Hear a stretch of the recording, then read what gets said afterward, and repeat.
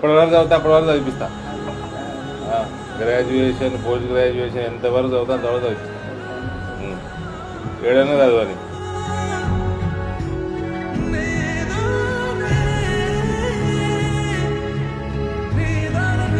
చిన్నారి కలలు కాళ్ళ దగ్గరే ఆగిపోతే అరవింద్ ధర్మపురి ఆ కలలకు రెక్కలు ఇచ్చారు.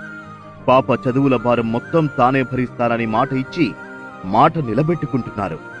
ఈ కాలంలో మనుషులు డబ్బు పదవుల కోసం పరుగు తీస్తుంటే ఆయన మాత్రం మానవత్వం కోసం ఆగారు. చిన్న పాప కాళ్ళు కోల్పోయి ఇబ్బంది పడుతుంటే ఆ పాపకు అండగా నిలిచారు. చిన్నారి భవిష్యత్తుకు ఆశగా భరోసాగా నిలిచారు. నిజామాబాద్ పట్టణానికి చెందిన ఈ చిన్నారి పేరు సాత్విక. 2017లో బిల్డింగ్ మీద ఆడుకుంటుండగా 2వ ఫ్లోర్ కోసం నిర్మాణంలో ఉన్న ఇంటి పిల్లర్ కూలి కాళ్ల మీద పడింది. ఈ ఘటనలో చిన్నారి సాత్విక తన కాళ్ళు కోల్పోయింది. అప్పుడు ఆ పాప తల్లిదండ్రులు ఈ విషయం అరవింద్ ధర్మపురి దగ్గరికి తీసుకువచ్చారు. హాస్పిటల్లో చికిత్స పొందుతున్న చిన్నారి సాత్వికను పరామర్శించిన అరవింద్ ధర్మపురి భవిష్యత్తులో ఎలాంటి అవసరమున్నా తాను అండగా ఉంటానని మాట ఇచ్చారు.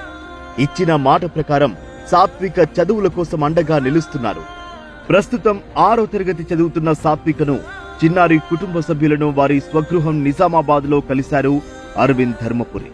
పాప చదువుల గురించి, ఆరోగ్య పరిస్థితి గురించి అడిగి తెలుసుకున్నారు. ఉన్నత చదువులు ఎంతవరకు చదువుకున్నా ఆర్థికంగా అండగా ఉంటారని మరోసారి భరోసా కల్పించారు. అవసరమైనప్పుడు డాక్టర్ల సూచన మేరకు ఆర్టిఫిషియల్ లెగ్స్ పెట్టడానికి అవసరమైన సహాయం అందిస్తానని తెలిపారు.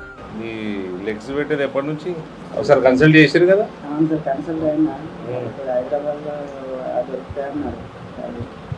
అంటే ఎప్పటి నుంచి వేయొచ్చు అన్నారు? ఇప్పుడు 10 years కంప్లీట్ అయినాక వేసుకోవచ్చా? అదే మన ఎయిమ్స్ లో ఒక డాక్టర్ గారికి చెప్తా, ఆల్ ఇండియా మెడికల్ సైన్సెస్ లో బీవీ నగర్. ఒకసారి పోయి చూపించుకోండి. హాలిడేస్ ఉన్నప్పుడు వీకెండ్ అట్లా పోయి నేను మాట్లాడతాను. పాలిటిక్స్ అంటే అందరికీ పదవుల కోసం జరిగే పోరాటం. కానీ అరవింద్ ధర్మపురికి మాత్రం నాయకత్వం అంటే సేవ. ఇప్పటికే అరవింద్ ధర్మపురి ఫౌండేషన్ ద్వారా వందల మంది చిన్నారులకు గుండె ఆపరేషన్లు చేయించారు. చిన్నారుల కుటుంబాల్లో వెలుగులు నింపారు. అలాగే కష్టకాలంలో బూత్ స్థాయి సభ్యులకు ఆర్థికంగా సాయంగా నిలుస్తూ ఇంట్లో పెద్దన్నగా మారారు అరవింద్ ధర్మపురి. తనను నమ్ముకున్న ప్రజల కష్ట సుఖాల్లో ఎల్లప్పుడూ తోడుగా నిలుస్తున్నారు.